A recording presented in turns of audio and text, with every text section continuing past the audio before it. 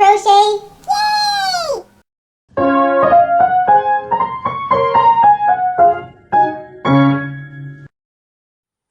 Hey everybody!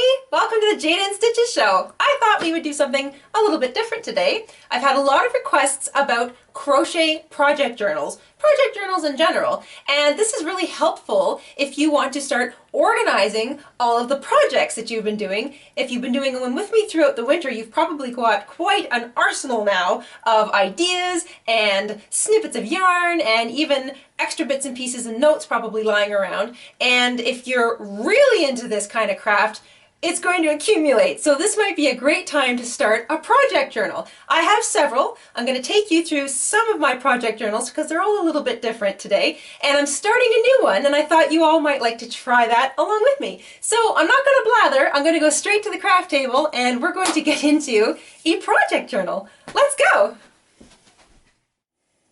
All right, so I thought I would start by showing you a couple of my project journals. These are all crochet related. And there's a different sort of task for each one of these books. Now, this is the most basic. It's an old 3-ring binder. And what I have done for many years now is every time I have collected a pattern, whether it be something someone photocopied for me out of a magazine or something I found on the internet or something I wrote myself, some of these go back to when I was quite young. I've put 3 holes in them and I've put it into this 3-ring binder. It's the most basic way you can organize all of your patterns. So for example, if you had something you'd pulled off the internet, or maybe you'd created something like some flowers and you were making notes on them, you can type it up, you can write it up. I like to include notes on everything that I'm doing. So for example, I've sort of found this pattern. This was ages ago. I made one in wool, I made one in acrylic, I made one with mixed scrapped fabrics, and due to the process of washing or putting them with other projects or sewing them onto things, I realized that, for example, cotton is probably the best possible thing for this little project. I also made a note to remind myself that wool shrinks. Arg, that's how I felt about it at the time. So I made comments right onto the actual pattern so that years later when I go back, I won't foolishly do something that I shouldn't if I'm going to make this for applique, say, onto something completely different. Also found that I liked using this little bit of string at the time, but I don't know where it came from. It was a random ball that I got. I was pretty sure that it was cotton. Don't remember the make. And I still made notes because I wanted to remind myself that this worked, even though I don't really remember what it was. This is something you can do, really, really basic. Put your 3 holes in it, put it in your binder, done. It's organized, it's tucked away, and the best thing about a binder over a, say, filing cabinet and filing folders is that you can take the whole binder with you if you're going somewhere, like away to school or away on vacation, and you don't want to miss any of your things when you go away. So that's great. This is a great way to start if you just want to get something simple going, and it's a good way to keep organized. You can also put tabs in, and you can be super organized if you want, but if you just kind of want to get them all into one place, 3-hole punches, 3-ring binder, done. So that is indispensable, really. These are the other 2 things I've got going on.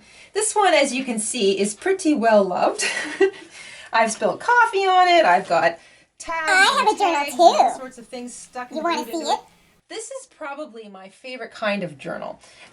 It's just some little thing I think I picked up at the dollar store ages ago, and I just started slapping stuff into it. So, for example, if I think, oh, I'm doodling with my highlighters, and I go, oh, that would be a cute, silly looking little stuffed toy. I doodle them, and I make a note, I even date it, and I either clip it or pin it or tape it into the actual journal, and I start making my notes. You know, as I go, I'm like, oh yeah, I gotta remember this. Maybe I flip it over, write notes on the back, and then eventually I do something like this, and I actually tape the whole thing in. So there's my laid back bunny. I have ideas and I write down wherever I've got like scraps, and I tape them in later. So this is probably Another easy way to do it if you've got ideas for things. It doesn't necessarily have to be the actual pattern. Now, I do write down bits of my patterns, but I'm always quick to stick in my drawings, my ideas, and whatever else I've got going on. So that's helpful. And it's small enough that I can tuck it in my purse, and if I have an idea, I can whip it out and put it in. So that's another good one. This magic little book is all of my patterns. I never used to write down anything that I designed, and then, I might go back and try to recreate it years later, and I'd think, what the heck did I do there? So I started ages ago writing down all of my patterns. It's in my own shorthand so that, I kind of can zip through it when I'm creating, but there they are. Nothing special. Every once in a blue moon, there might be a pretty little picture or something I stick in there, or maybe some notes if I make it and then make it again and I use different fabric and I have some issues. But there's like a little drawing. I want it to look like that, and I remind myself, especially if I make multiples of the same thing, I might stick in a little drawing. Down the road, I might actually take a photograph and put it in. And that leads me to the new project journal I'm starting, and the one I think that a lot of you might like to try too. So those are my other project journals. And like I said, they all have a completely different purpose. So today's project journal, a brand new one, is going to be a combination of things that I've actually made, and this is why I think a lot of you might get a kick out of it. So, for example, you go to our website and you download the Easy Fan Stitch Baby Blanket. So you want to make it alongside us in the tutorial. Incidentally, we've had some questions. A few people are having the odd little bit of trouble getting to the actual pattern on our website. So just as a quick reminder, you go to our website, and we'll make sure that the website is in the comment box down below, and I think we'll roll it across the bottom of the screen too. You go there. You also go to the top of our website, and we have 3 pages right now, and one of them is called Workshop. Click on the Workshop page, scroll down, and then somewhere towards the bottom you're going to see very familiar looking big kind of little, I guess they're like little mini postcards, but they're larger thumbnails, pictures of some of the things that we've made in our tutorials, and underneath each one of those pictures is going to be a little PDF file.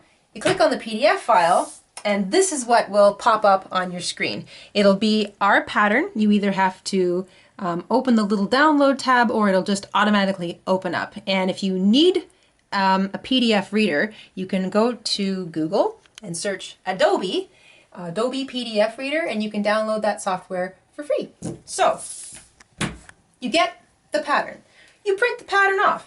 And after you've used it, maybe you've abused it a little bit, you've made some notes on it, you think to yourself, okay, I'm going to keep this because there's probably going to be another baby born into the family next year, and I'm going to want to make them the same thing.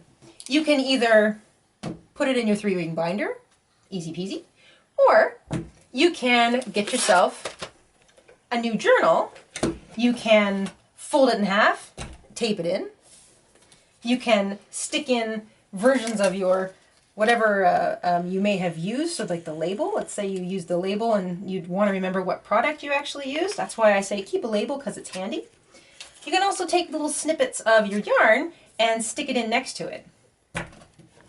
The one I'm doing today is my cupcake purse. So I made this up for my sister-in-law originally, and I liked it so much that I had to make myself one, but I couldn't remember how I made it, so I had to rewrite the pattern, and when I did, I decided I would post it up on our Etsy shop. And this is the pattern that I want to put in my project book today. So I printed off my pattern, and I went to my collection of journals. I don't know if you're like me, but I can't resist these things. So I thought I would pull out a whole bunch today and give you an idea of the different kinds of journals you can use too. I've got, some of these are still in the package. This is the kind of journal that I've got over here. So it's handy because it's got an elastic. It's a ring-bound book, so it's not going to fall apart too quickly. And once you're finished, you can kind of just put the elastic back on top of it, and it keeps it from flapping open. This is also nice and big that you can stick a pen in here. So this book travels with me, and a pen stays inside the binding of it. I love that if I'm writing most of my things. I can also fold the odd pattern I have in half and tape it into something like this if I want to make notes on it later. But if I don't want to fold it in half, or I feel like I'm going to end up having a lot of paper stuck into an already paper-filled journal, I can put all these back here. I can use something the same size. So this is also a sort of school notebook. And I can just go ahead and either tape this in or staple it in or fold it in half so that it folds out. And I've got lots of room around it to make my notes. And if that doesn't turn your crank, if any of you ever got into scrapbooking, you might have a scrapbook lying around. And these make great organizational binders for all of your projects, especially the 12 by 12s. They're big. They've got these lovely top-loading pockets, with or without extra paper. You can just tuck the entire pattern in. You can open up your little label and tuck the label in on top of it, which is what I've got here. So I made this cupcake string purse using Merino cotton, the handcrafter cotton, because it has a nice feel, it's going to wash, and it wears well. So this is a good product for making a purse or something that is going to get a lot of use. And just to be on the safe side, I'm going to keep a few pieces of the actual yarn that I used in order to make the little purse, just so if I down the road want to make exactly the same thing, I can open up my little project journal. Oops.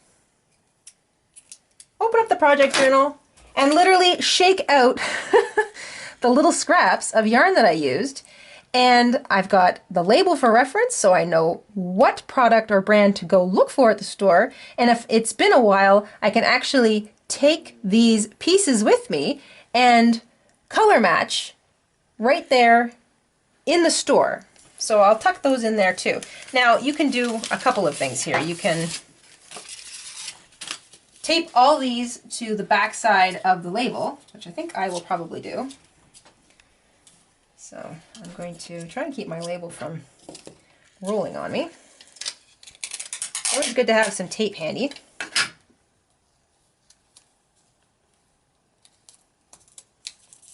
Doesn't have to be really neat and tidy, since I'm just going to kind of tuck this in here.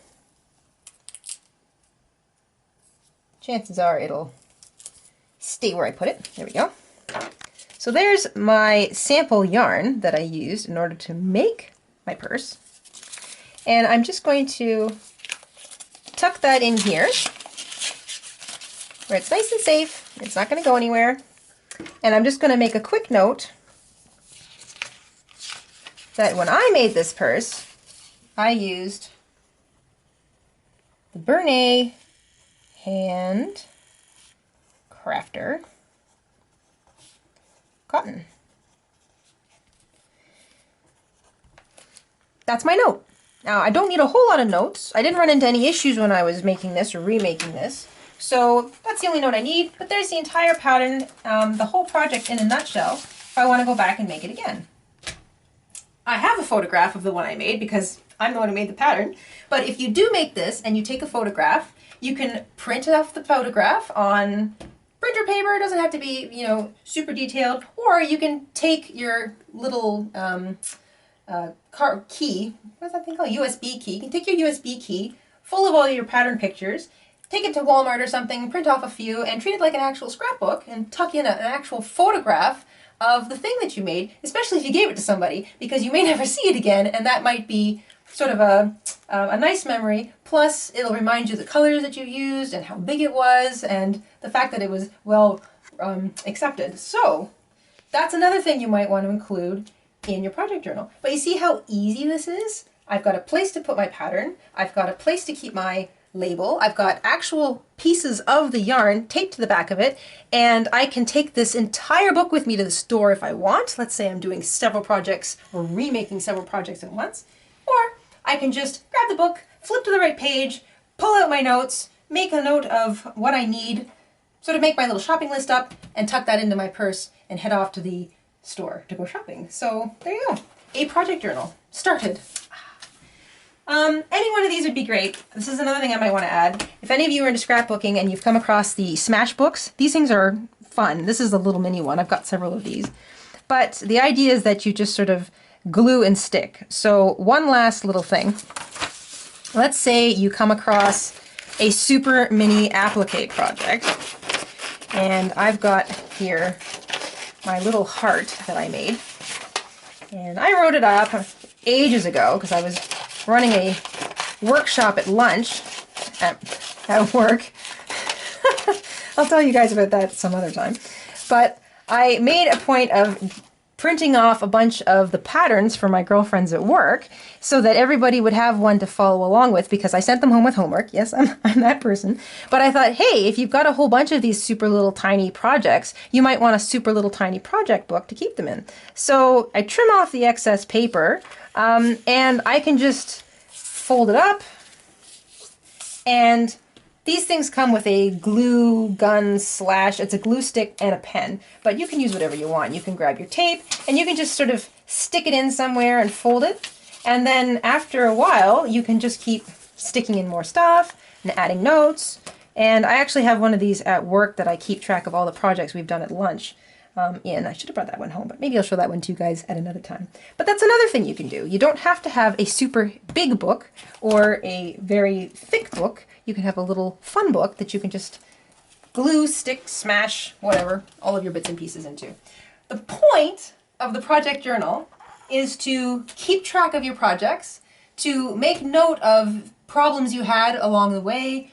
You want to make note of the materials that you used, the stuff that worked, the stuff that didn't, and keep any pictures that you might have taken, especially if you're giving it away as a gift. And years from now, you can go through this book, or members of your family can go through this book, and they can see in one place all of the beautiful things that you had time to make at one point in your life. So there you go. The project journal. Start any way you like. Start any size you like. And remember to put your own little bit of whimsy in as you go. That's it for today, everybody. Thank you so much for tuning in and coming and hanging out with me in the workshop today.